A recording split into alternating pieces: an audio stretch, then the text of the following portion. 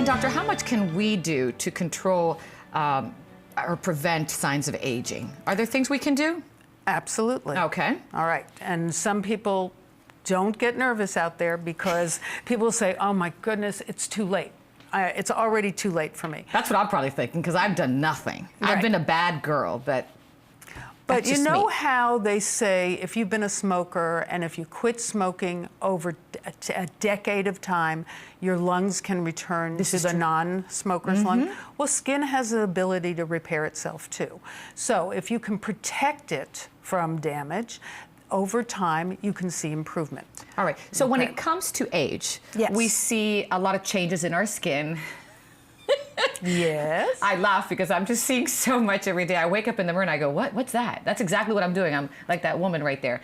But there are wrinkles that we start noticing, doctor, age spots, sometimes even scars. With aging skin, these all happen over time. So to get a better understanding of how our skin changes, we have a diagram of the skin. The doctor now is at our 3D image wall. Doctor, explain to us what happens in this graphic here.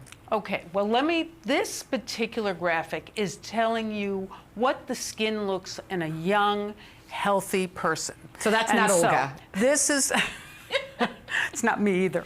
But just to let you know, the things that we look at is that this very top layer is what we were talking about before, the epidermis, and that actually this whole area is really the epidermis from here to here.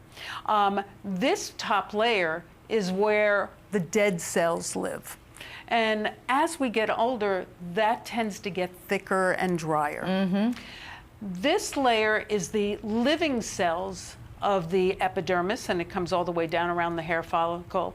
And these cells Give nutrition, are very important to the structure, but even more importantly, what holds up this epidermis is what looks like this clear space here.